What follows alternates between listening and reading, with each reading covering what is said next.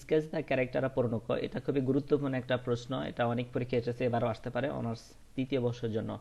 So আজকে আমরা এটা পড়বো। So let's get started. হ্যাঁ, Oroonoko is the grandson of the old African king. Oroonoko হচ্ছে আফ্রিকান বৃদ্ধ রাজার নাতি।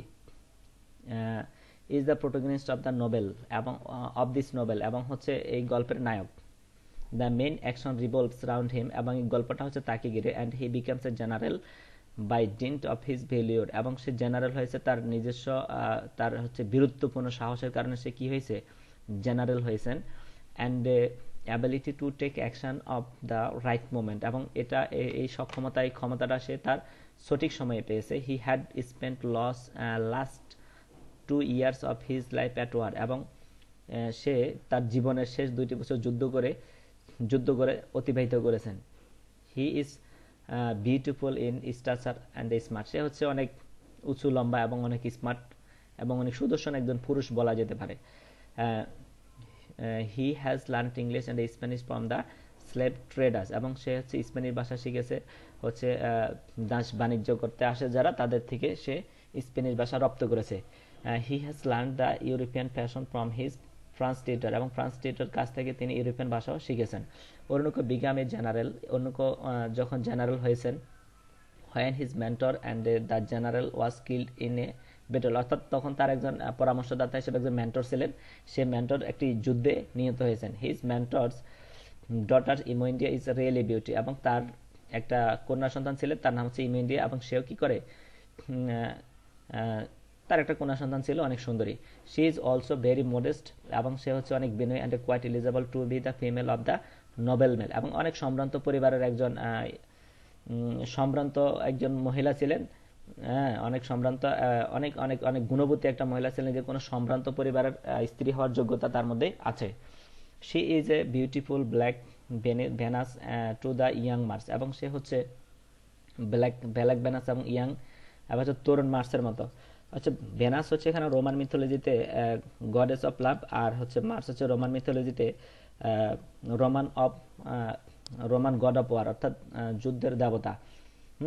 As charming in her person as he and a delicate বার্সু, অর্থাৎ তার হচ্ছে তার মধ্যে একটা আকর্ষণীয় ব্যক্তিত্ব ছিল, এবং হচ্ছে সূক্ষ্ম অনেক গুণ ছিল কার মধ্যে, ইমো ইন্ডিয়ার মধ্যে। দে দে ফল ইন লাভ ইনস্ট্যান্টলি, এবং তারা সেই মুহূর্তে কি হয়ে যায়, অর্থাৎ সে ওই মুহূর্তে তার প্রেমে পড়ে যায়। এটা হচ্ছে লাভ অ্যান্ড পার্সেন্ট ঘটে, অর্থাৎ প্রেমে পড়ে হচ্ছে যখন ওই যুদ্ধে মারা যায়, অর্থাৎ তার মেন্টরটা যখন যুদ্ধে মারা যায়, তখন হচ্ছে তারা সেখানে একটা প্রোগ্রামের আয়োজন করে, অমুক একটা জায়গায় যায়, সেখানে গেলে এইমন্ডের সাথে তার দেখা হয়, এবং সেখানেই তাদের একটা ফার্স্ট লাভ অ্যান্ড সাইট ঘটে। এটা এই কথা এখানে বলা হয়েছে। হ্যাঁ, তখন সে তার প্রেমে পড়ে যায়। তারপর হচ্ছে এবং হচ্ছে কি ডিসাইড টু ম্যারি, এবং তাকে বিয়ে করার সিদ্ধান্ত নেয়। He promises not to marry any others women even though they are all permitted to have many wives. এখানে বলা হয়েছে যদিও তাদের অনেক, সে ওয়াদা করে যে সে আর অন্য কোনো স্ত্রী গ্রহণ করবে না, যদিও তাদের অনেক স্ত্রী গ্রহণ করার অনুমতি রয়েছে। অর্থাৎ রাজাদের একটা সিস্টেম ছিল, তারা অনেক স্ত্রী গ্রহণ করতে পারে, তখন প্রচলিত ছিল। এটাই এখানে বলা হয়েছে, সে অন্য কোনো স্ত্রী গ্রহণ করে না, সে ইমুইন্ডেকে বিয়ে করবে এবং আর অন্য কোনো স্ত্রী গ্রহণ করবে না, এটা সে প্রতিশ্রুতি দেয়। The old king comes to know of her beauty, এবং বৃদ্ধ রাজা তার সৌন্দর্যের কথা জানতে পারে। And takes her and his ওটান knowing fully well of their loves and a promise to marry, এবং সে কি করে, অর্থাৎ অরুণক তাকে একটা ওটান পাঠিয়ে দেয়, অ্যান্ড অফ দেয়ার লাভস, এবং তাদের ভালোবাসার জন্য, এবং প্রমিস টু ম্যারি, এবং তাকে বিয়ে করার জন্য প্রতিশ্রুতি দেয়। ওটান হচ্ছে অর্থাৎ কোনো রাজকীয় রাজা অথবা রাজপুত্র কোনো একটা সুন্দরী রমণীকে তাদের রাজ্যে যখন পছন্দ হয়, তখন একটা চাদর পাঠিয়ে দেয়। এটা হচ্ছে অর্থাৎ তখন সবাই বুঝতে পারে যে হ্যাঁ, এটা রাজার, এটা কিছু করা যাবে না। আর অনিচ্ছাকৃত সত্য তাকে এটা গ্রহণ করতে হয়, যদি সে গ্রহণ না করে এই ওটানটা, তাহলে তার প্রাণনাশের আশঙ্কা থাকে। এটা এখানে বলা হয়েছে। দ্য কিং বিকামস ইনফুরিড, এবং রাজা অত্যন্ত রাগান্বিত হন। অ্যান্ড সেন্ট ইমো ইন্ডিয়া, এবং ইমো ইন্ডিয়াকে পাঠানো হয় way as a slave two Surinam, এবং সুরিনামে তাকে পাঠিয়ে দেওয়া হয়। হ্যাঁ, it is circulated that imo India has diet, এবং এটা ছড়িয়ে দেওয়া হয় যে সবার মধ্যে যে একটা গুজব রটিয়ে দেওয়া হয় যে ইমুন্ডিয়া মারা গেছে। ওরোনোকো ব্রেকস ডাউন, ওরোনোকো কি হয়, অত্যন্ত ভেঙে পড়েন। And it takes refuge to melancholy, এবং সে বিষাদের আশ্রয়স্থলে সে বিষণ্ণ হয়ে পড়ে, এবং বিষণ্ণ হয়ে একটা আশ্রয় নেয় আর কি। বিষাদ হয়ে সে একটা আশ্রয় নেয়, সে আর মানে মনমরা হয়ে সে একবারে হয়ে থাকে, মনমরা হয়ে থাকে, এরকম একটা কথা বোঝানো হয়েছে। ইট ইজ এ টেরেবল, অর্থাৎ ছ্যাঁকা খেলে যেরকম হয় আর কি, এখানে তো হারানো একটা বেদনা, এটা বোঝানো হয়েছে। হ্যাঁ, it is terrible sake to the young prince, এটা ইয়াং রাজকুমারের একটা ভয়ঙ্কর ধাক্কা। তারপরে বলা হয়েছে দ্য লাভার্স, এখানে প্রেমিকারা মিট অ্যাগেন অ্যাক্সিডেন্টালি। এখানে পরবর্তীতে তারা আবার মিলিত হয়, দুর্ঘটনাবশত তারা আবার মিলিত হয়। অরুণোকো ইজ ক্যাপচার্ড, যখন অরুণোকো ধরা পড়ে, and sent away to Surinam, এবং তাকে সুরিনামে পাঠানো হয়। অর্থাৎ এখানে অরুণোকোকে দাস হিসেবে বিক্রি করে দেওয়া হয়, এবং বিক্রি করে দেওয়া পরে ওই যে সুরিনাম তাকে নিয়ে যাওয়া হয়, এবং সেখানে দুর্ঘটনাবশত তার সাথে দেখা হয়ে যায় অরুণোকোর সাথে ইমুন্ডিয়ার দেখা হয়ে যায়। তখন সেখানে তাদের দুইজনের কিন্তু নাম পরিবর্তন থাকে, অরুণোকোর নাম থাকে চিজার্স, আর হচ্ছে ইমুন্ডিয়ার নাম থাকে হচ্ছে Clemene. They decided to marry, এবং তারা বিয়ে করার সিদ্ধান্ত নেয় সেখানে। অ্যান্ড ইমুন্ডিয়া কনসিভস, এবং ইমুন্ডিয়া কি হয়, গর্ভবতী হয়, অর্থাৎ প্রেগনেন্ট হয়ে যায়।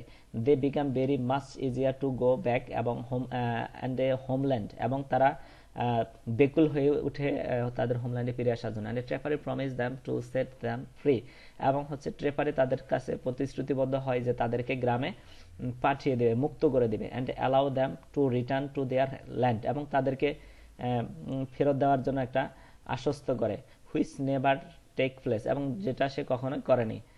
হুম এটা শুধুমাত্র তাদেরকে আশ্বাস দিয়েছিল, কিন্তু সেটা কখনো করেনি। The focus remains on the gorgeous young Prince, এবং সে মনোযোগ দিয়েছিল যে জাকজকপূর্ণ রাজকুমার, তরুণ রাজকুমার, যে মনোযোগ দিয়েছিল। Behn's eroticism in her description of his physical beauty, এখানে তার শারীরিক সৌন্দর্যের একটা বর্ণনা দিয়েছেন। এখানে ইরোটোজেনিস শব্দের অর্থ হচ্ছে কামত্ব, জনতত্ত্ব, এরকম কিছু বোঝানো হয়েছে।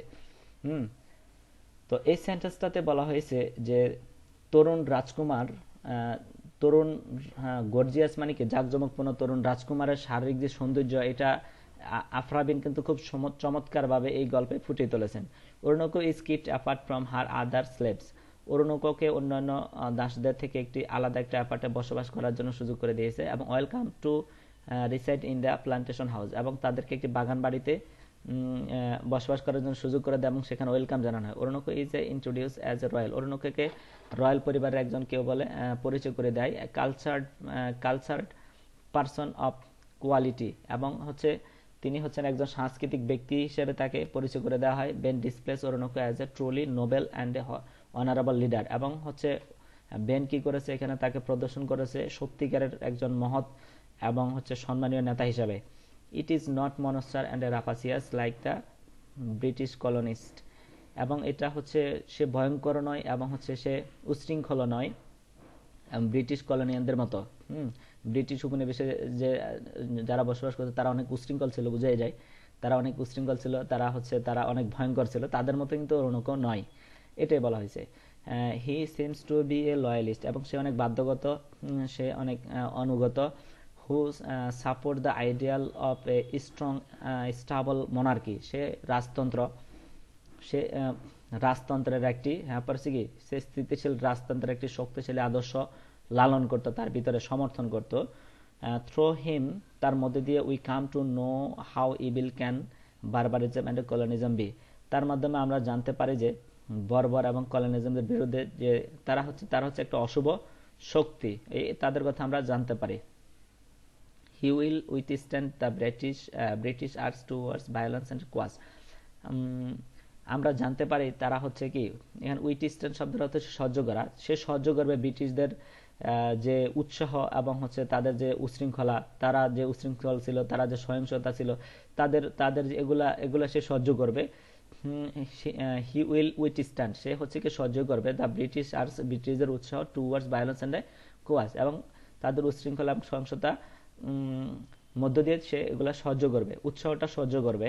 অরুণক ফিগার্স অ্যাজ এ রয়্যাল, অরুণক হচ্ছে একটা চরিত্র, এটা রাজকীয় চরিত্র, রয়্যাল হিরো, চার রাজকীয় চরিত্র, who revolts against his life as slave, এবং যে হচ্ছে বিদ্রোহ করে তার জীবনের দাসত্বের, তার দাসত্বের জীবনে সে একটা বিদ্রোহ করে।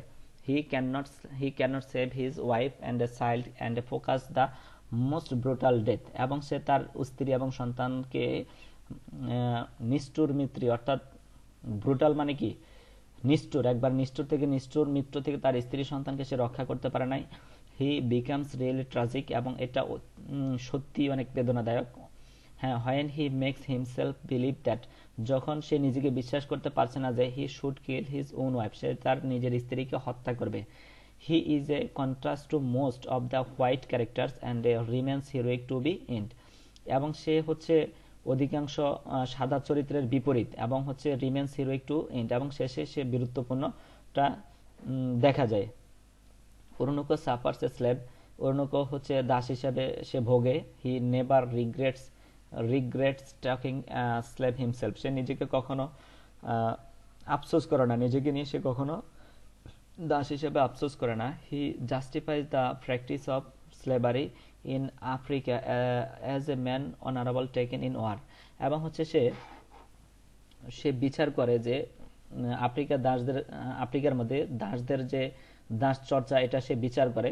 হ্যাঁ, দাসত্বের চর্চা এটা সে বিচার করে, এটা সে মানে a man honourable taken in war, এবং যুদ্ধের মধ্যে এবং একজন সম্মানীয় ব্যক্তি হিসেবে সেটা চর্চা করে। The young Prince receives poetic justice become a slave, এখন তরুণ রাজকুমার কি করে গ্রহণ করে কাব্যিক এই বিচার। বিকামিং স্লেভ, দাস হওয়ার পরে, হিমসেলফ সে নিজেই, after selling slaves of war and a British war to the British for his own profit, এবং তার নিজের, অর্থাৎ ব্রিটিশদের যে একটা লাভ হতো, দাসপ্রথার ব্যবসা করে, দাসত্বের ব্যবসা করে ব্রিটিশদের যে লাভ হতো, হ্যাঁ, এটা সে কি করে, এখানে বলা হয়েছে সে, এখানে হচ্ছে কাব্যিক যে বিচার, অর্থাৎ কবিতার যে বিচার, এটা সে গ্রহণ করে। এই হলো মূল কথা। ব্রিটিশদের লাভের জন্য সে তারা যা করেছে, এটা সে কি করে, কাব্যিক বিচারে সে সেটা গ্রহণ করে। এই ব্রিটিশ রাজকুমার, আফ্রিকান রাজকুমার, সরি ব্রিটিশ হবে না, আফ্রিকান রাজকুমার। এখানে গল্পটা হচ্ছে মূলত দুইটি স্থানের কথা উল্লেখ রয়েছে, একটা হচ্ছে আফ্রিকার কোয়ারেন্টাইন, এখানে শুরু হয়েছে এবং শেষ হয়েছে আমেরিকার সুরিনামে। এই দুইটা স্থানের কথা এই গল্পে আমরা পাই। પછી he has the courageous of land and the slaves revolt deny all his comfort, সে তার সকল সন্তুষ্টি অগ্রাহ্য করে, সে বিদ্রোহ করে, এবং বিদ্রোহ করার সকল সাহস কিন্তু তার মধ্যেই ছিল। হি লাস্ট ডেজ, এবং তার শেষ দিন, ডেথ রিয়েলি ট্রাজিক, তার শেষ দিন এবং তার মৃত্যুটি ছিল সত্যি খুব বেদনাদায়ক। When Bannister dismiss his body, যখন ব্যানিস্টার তার বডিটা বিচ্ছিন্ন করে, হি গোজ অন স্মোকিং নন-চ্যালেন্টলি শব্দের অর্থ হচ্ছে সে কি করে,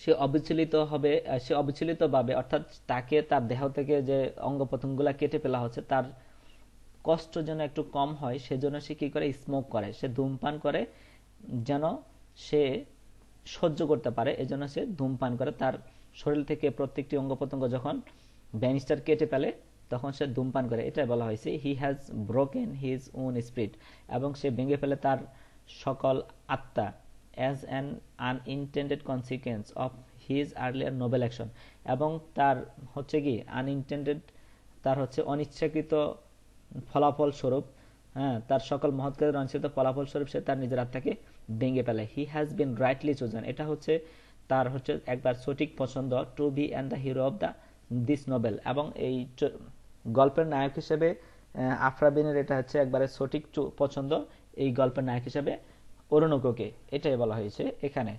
সো চেষ্টা করেছি খুব সুন্দর করে অনুবাদ করার জন্য, ভুল ত্রুটি হলো ক্ষমা সুন্দর দৃষ্টিতে দেখবেন। এই ছিল এই প্রশ্নটার উত্তর। সো ভালো থাকবেন সবাই, ধন্যবাদ, আবার দেখা হবে নেক্সট কোনো ভিডিওতে।